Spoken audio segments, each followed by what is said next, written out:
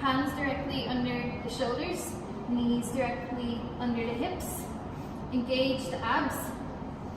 Take a big breath in, reach the left foot out, reach the right arm out. So this is option one. And then you're going to bring hand and knee down, reach opposite, hand and foot, squeeze the abs, hold the balance, bring it down.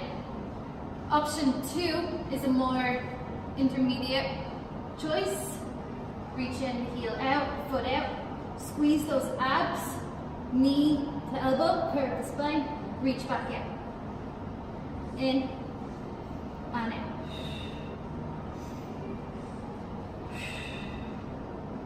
And switching.